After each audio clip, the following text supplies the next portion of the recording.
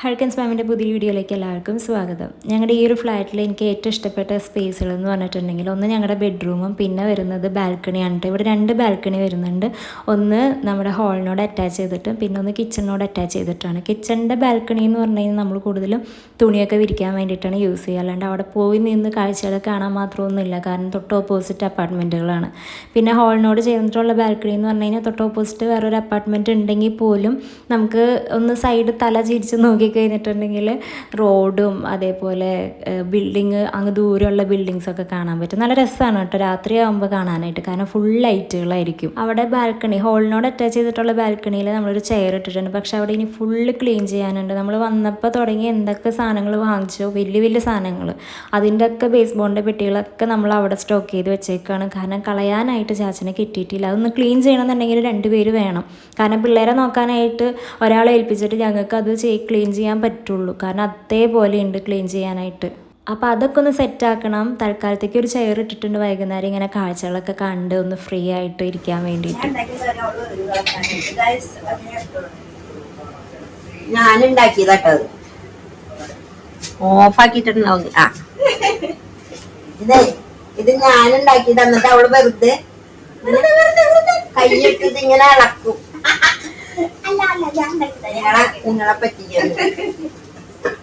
അപ്പൊ ഞാൻ എന്റെ പണി നടത്തട്ടെ. ഇനി ഇത് കഴിഞ്ഞിട്ട് ചൂട് കൊണ്ട് അവള് വരും എന്റെ പിന്നാലെ ക്യാമറയും കൊണ്ട്. അമ്മ അതിൻ്റെ ഇടയിൽ വന്ന് പറഞ്ഞത് വേറെ ഒന്നല്ല, അമ്മ അവിടെ ചിക്കൻ കറി ഉണ്ടാക്കി വെച്ചിട്ടുണ്ട്.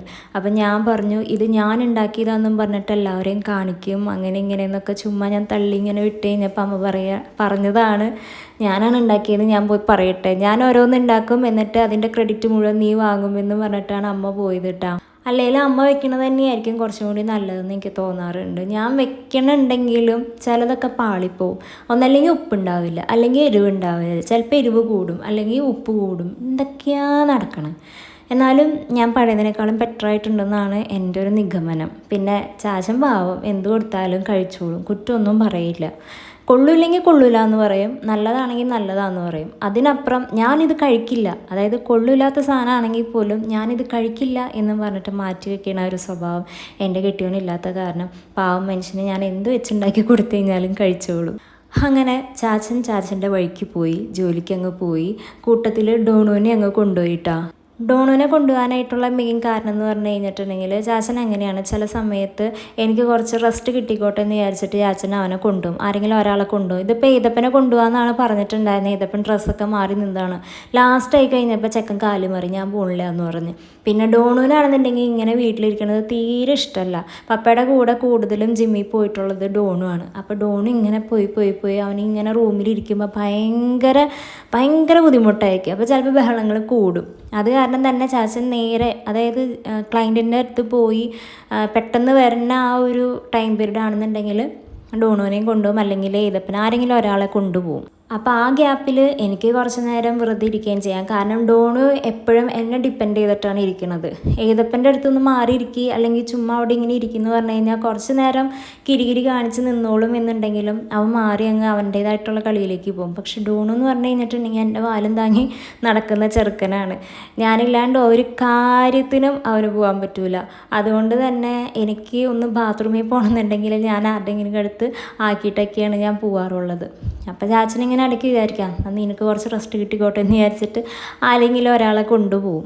ഞാനവിടെ വെറുതെ ഇരിക്കണ കണ്ടു കഴിഞ്ഞപ്പോൾ എൻ്റെ മൂത്ത പുത്രന് സഹിച്ചില്ല. അപ്പം ഉണ്ടാവും പറഞ്ഞു എനിക്ക് ദോശ വേണമെന്ന്. അങ്ങനെ ഞാൻ വീണ്ടും വന്ന് ദോശ ഉണ്ടാക്കുകയാണ് കേട്ടോ. അല്ലേലും ഇവന്മാർ ഇങ്ങനെയാണ്, നമ്മൾ വെറുതെ ഇരിക്കണ കണ്ടു കഴിഞ്ഞിട്ടുണ്ടെങ്കിൽ ആഹാ അമ്മ വെറുതെ ഇരിക്കുകയാണോ എന്നാൽ ഒരു പണി തരാമല്ലോ എന്ന് വിചാരിച്ചിട്ട് എന്തെങ്കിലും ഒരാവശ്യം ഉണ്ടാവില്ല എന്നാലും പറയും അത് വേണം ഇത് വേണമെന്ന്. പിന്നെ നമ്മൾ ഉണ്ടാക്കി കൊടുത്തില്ലെങ്കിൽ കുറച്ച് കഴിയുമ്പോൾ നമുക്കതൊരു വിഷമം. ചില ദിവസങ്ങളിൽ രാത്രി ഡോണും അങ്ങനെയാണ്, കിടന്നിട്ടുണ്ടാവും. കിടന്നു കഴിഞ്ഞ് കുറച്ച് കഴിയുമ്പോൾ തോണ്ടിയിട്ട് അമ്മേ ദോശ വേണം, ദോശ എന്ന് അവൻ പറയില്ല, ദൂസ് വേണം, ദൂസ്, അങ്ങനെയൊക്കെയാണ് അവൻ പറയുക. ഡോണു സംസാരിച്ച് വരുന്നതേ ഉള്ളൂ. ഇപ്പം പണ്ടത്തേക്കാളും കുറച്ചും കൂടി ബെറ്ററായിട്ട് ഇങ്ങനെ വേർഡ്സൊക്കെ പ്രൊനൗൺസ് ചെയ്യാനായിട്ട് പഠിച്ചു തുടങ്ങിയിട്ടുണ്ട്. അങ്ങനെ അവൻ്റെ ഫുഡും കാര്യങ്ങളൊക്കെ കൊടുത്തതിന് ശേഷം ഞാൻ എൻ്റെ ബാക്കിയുള്ള കാര്യങ്ങൾക്ക് പോകാമെന്ന് വിചാരിച്ചു. കാരണം ഡോണ് വരണേക്ക് മുമ്പ് എൻ്റെ കുളിയും ജപമൊക്കെ കഴിഞ്ഞ് കഴിഞ്ഞാൽ പിന്നെ എനിക്ക് അവൻ്റെ കൂടെ തന്നെ കംപ്ലീറ്റ്ലി നിൽക്കാമല്ലോ. അല്ലെങ്കിൽ പിന്നെ അവൻ വന്നു കഴിഞ്ഞിട്ടുണ്ടെങ്കിൽ ഞാൻ വീണ്ടും അവൻ അമ്മയുടെ അടുത്ത് അല്ലെങ്കിൽ അച്ഛൻ്റെ അടുത്താക്കിയിട്ട് ഞാൻ എൻ്റെ കുളിക്കും ഇതിനൊക്കെ പോകേണ്ടി വരും. അതിന് മുമ്പ് തന്നെ അവൻ വരുന്നതിന് മുമ്പ് തന്നെ കാര്യങ്ങളൊക്കെ തീർത്ത് വെച്ച് കഴിഞ്ഞാൽ സമാധാനം ഉണ്ടല്ലോ.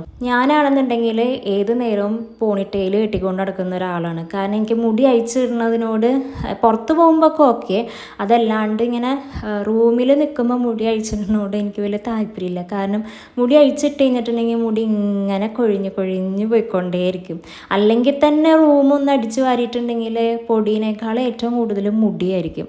ഇനിയിപ്പോൾ മുടി അഴിച്ചിട്ട് കഴിഞ്ഞാൽ പിന്നെ പറയണ്ട, ബെഡിലും പില്ലോമയും ഒക്കെ മുടിയായിരിക്കും. അതുകൊണ്ട് ഞാൻ എപ്പോഴും പോണിറ്റെയിൽ കെട്ടിക്കൊണ്ട് നടക്കുക. അപ്പോൾ ഇന്നാൾ ഞാൻ ഇതേപോലെ ഹെയറിൻ്റെ ഒരു വീഡിയോ ഇട്ട് കഴിഞ്ഞപ്പോൾ അതിൽ കമൻസ് വന്നിട്ടുണ്ടായിരുന്നു, പോണിറ്റെയിൽ കെട്ടിക്കഴിഞ്ഞാൽ മുടി കൊഴിച്ചിൽ കൂടുമെന്ന്. എനിക്കറിയില്ല ഇനി അതുകൊണ്ടാണോ, എനിക്ക് ഓൾറെഡി നല്ലപോലെ മുടി കൊഴിച്ചിലുണ്ട്. ഇനി ഇവിടുത്തെ പ്രശ്നമാണോ പോണിറ്റെയിൽ കെട്ടിയതിൻ്റെ പ്രശ്നമാണോ തമ്പുരാന് മാത്രം അറിയാം. അപ്പോൾ ഇതെനിക്ക് ചാച്ചൻ വാങ്ങിക്കൊണ്ട് വന്നതാണ് കേട്ടോ, സ്കാൽപ്പ് മസാജർ. സംഭവം അടിപൊളിയാണ്. വേറെ ആരെങ്കിലും നമുക്കിത് ചെയ്തു തരാണെന്നുണ്ടെങ്കിൽ കുറച്ചും കൂടി നല്ല സുഖം ഉണ്ടാവും. കാരണം ഇത് നമ്മളുടെ കൈ ഇങ്ങനെ പൊക്കി പിടിച്ചിട്ട് കുറേ നേരം ഇങ്ങനെ ചെയ്യുമ്പോഴത്തേക്കും നമ്മുടെ കൈ കുറച്ച് നേരം കഴിയുമ്പോൾ വേദന എടുക്കും. അതിന് പകരം ഒരാളുടെ മടിയിൽ ഇങ്ങനെ കിടന്നിട്ട് ആ ആൾ ഇത് വെച്ചിട്ട് ഇങ്ങനെ ചെയ്ത് തരുമ്പോൾ ആഹാ ഒരു നല്ല ഉറക്കം ഉറങ്ങുകയും ചെയ്യാം. കാരണം കഴിഞ്ഞ ദിവസം ചാച്ചൻ ഇതേപോലെ എൻ്റെ മടിയിൽ കിടന്നിട്ട് ഞാൻ ചെയ്തു കൊടുത്ത് ആൾക്ക് നല്ലോണം ഇഷ്ടപ്പെട്ടിട്ടുണ്ടായിരുന്നു. അപ്പോൾ ഞങ്ങൾ പറയുകയും ചെയ്തത് ആരെങ്കിലും ചെയ്തു തന്നു കഴിഞ്ഞാൽ അടിപൊളിയാണെന്ന്. ഒറ്റയ്ക്ക് ചെയ്യേണ്ടി വന്നു കഴിഞ്ഞാൽ പിന്നെ ഒറ്റയ്ക്കല്ലേ ചെയ്യാൻ പറ്റുള്ളൂ. എന്നാലും കുഴപ്പമില്ല കേട്ടോ, നല്ല സാധനം തന്നെയാണ്.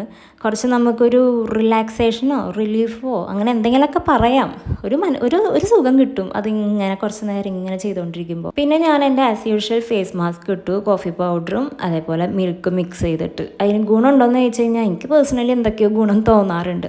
പിന്നെ ഞാൻ എൻ്റെ ലൈഫിൽ ആദ്യമായിട്ടാണ് ഈ ഫുഡ് മാസ്ക് യൂസ് ചെയ്യുന്നത്. കഴിഞ്ഞ ദിവസം ഞാൻ ആ ഡ്രോയറൊക്കെ ഇങ്ങനെ ക്ലീൻ ചെയ്ത് കഴിഞ്ഞപ്പോൾ എനിക്ക് അവിടെ നിന്ന് കിട്ടിയതാണ് കേട്ടോ, ചാച്ചൻ വാങ്ങി വെച്ചിട്ടുണ്ടായിരുന്നതാണ്.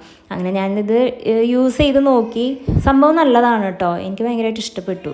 എന്തായാലും ഇതൊക്കെ വെറുതെ ഇരിക്കുകയാണ്. ചാച്ചനാണെന്നുണ്ടെങ്കിൽ ഞാൻ ഇതുവരെ വന്നിട്ട് ഇത് യൂസ് ചെയ്യണ കണ്ടിട്ടില്ല. വെറുതെ അത് ഇരുന്ന് എക്സ്പയറി ഡേറ്റ് ഒക്കെ കഴിഞ്ഞ് പോകണ്ടല്ലോ എന്ന് വിചാരിച്ചിട്ട് ഞാനിതിപ്പോൾ യൂസ് ചെയ്തതാണ്. ഇനി അടുത്ത മാസം യൂസ് ചെയ്യണം. അങ്ങനെ എല്ലാ മാസം യൂസ് ചെയ്യാമെന്നാണ് എൻ്റെ പ്ലാൻ. എനിക്ക് തോന്നുന്നു ഒരു 5-6 എണ്ണം ഉണ്ടെന്ന് തോന്നുന്നുണ്ട്. അങ്ങനെ അതും വെച്ചിട്ട് പിന്നെ ചെരുപ്പിടാൻ പറ്റില്ലല്ലോ. അപ്പം ഞാൻ വിചാരിച്ച പോട്ടെ എന്തായാലും കുളിക്കാനുള്ളതല്ലേ, അതും വെച്ചിട്ട് അങ്ങ് ബാക്കി പരിപാടികളൊക്കെ ചെയ്യാമെന്ന് വിചാരിച്ചു. എന്നെ കണ്ടിട്ട് ആരും പേടിക്കണ്ട കേട്ടോ.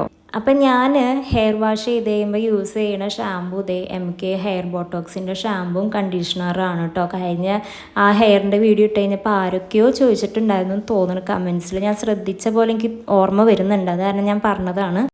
എന്തൊക്കെ ചെയ്ത് കഴിഞ്ഞാലും എണ്ണ തേക്കുമ്പോഴും നല്ല രീതിയിൽ മുടി ഒഴിയുന്നുണ്ട്, കുളിക്കാൻ കയറുമ്പോഴും നല്ല രീതിയിൽ മുടി ഒഴിയുന്നുണ്ട്, ഈ കുളി കഴിഞ്ഞിട്ട് കോന്തുമ്പോഴും നല്ല രീതിയിൽ മുടി ഒഴിയുന്നുണ്ട്, ഈ മുടി ഉണങ്ങി കഴിഞ്ഞ് നമ്മൾ കോമ്പൗണ്ട് ചെയ്യില്ലേ അപ്പോഴും നല്ലോണം മുടി ഒഴിയുന്നുണ്ട്. എന്തിന് തലേ തൊട്ട അപ്പം മുടി ഒഴിച്ചില്ല. അമ്മയുടെ കാച്ചിയ വെളിച്ചെണ്ണയിൽ മാത്രമാണ് എൻ്റെ വിശ്വാസം. അതുകൊണ്ട് തന്നെയാണ് കുറച്ചെങ്കിലും മുടി എൻ്റെ തലയിൽ നിൽക്കുന്നത്.